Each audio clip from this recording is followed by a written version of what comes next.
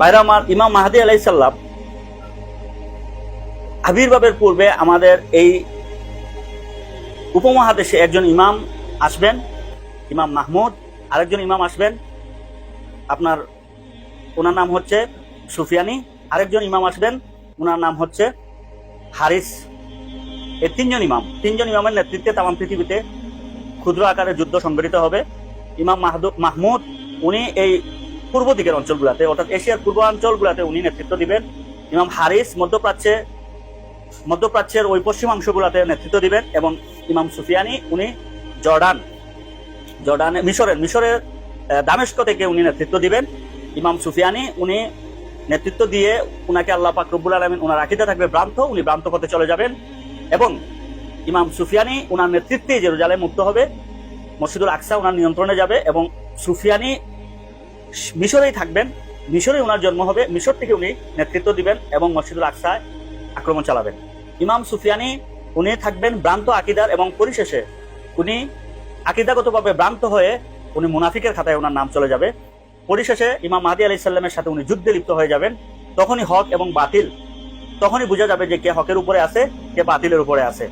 আল্লাহ রাসূল সাল্লাল্লাহু আলাইহি সাল্লাম বলেন, মক্কার তিনজন খলিফার পুত্রদ্বয়ের মধ্যে কাবাগরের নিচে গুপ্তধর সম্পর্ক বা গুপ্তধর নিয়ে তাদের মধ্যে একটা দ্বন্দ্ব সৃষ্টি হবে, তাদের মধ্যে গৃহযুদ্ধ লেগে যাবে।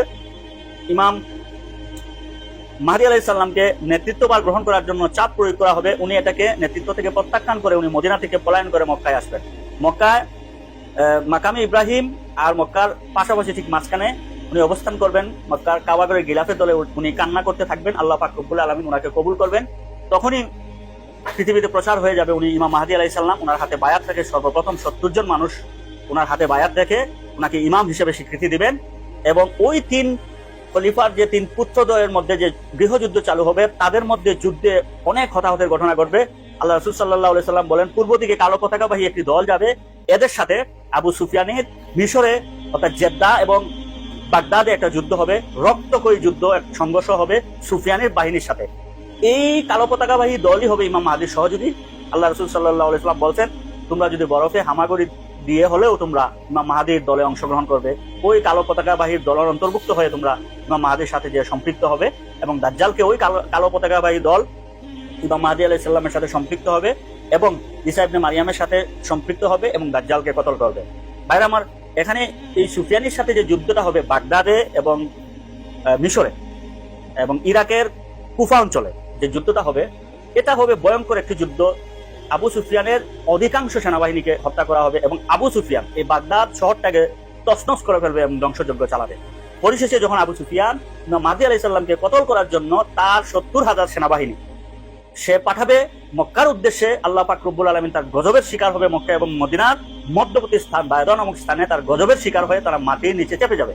হযরত আয়েশা সিদ্দিকা রাদিয়াল্লাহু তাআলা আনহা জিজ্ঞেস করেন, ইয়া রাসূলুল্লাহ, এখানে তো অনেক সৈন্যবাহিনী আছে, তারা সইতে আসে নাই, তাদেরকে জোরপূর্বক আনা হয়েছে এবং এখানে অনেক নিরীহ মানুষ আছে, শিশু মহিলা আছে, এই বায়দা নামক স্থানে তাদের হিসাব নিকাশ কিভাবে হবে? তখন আল্লাহ রাসূল সাল্লাল্লাহু আলাইহি সাল্লাম বললেন, হাশরের ময়দানে তাদের হিসাবটা তাদের মতো করেই হবে। আল্লাহ পাক রব্বুল আলামিন যারা অনিচ্ছাকৃতভাবে জোরপূর্বক ভাবে আবু সুফিয়ানি তার সেনাবাহিনীতে অন্তর্ভুক্ত করেছে তাদের হিসাব হবে একরকম, আর যারা স্বেচ্ছায় আবু সুফিয়ানিকে বাতিল মনে করেও তারা এই সেনাবাহিনীতে সম্পৃক্ত হয়েছে তারা সবাই জাহান্নামী হবে।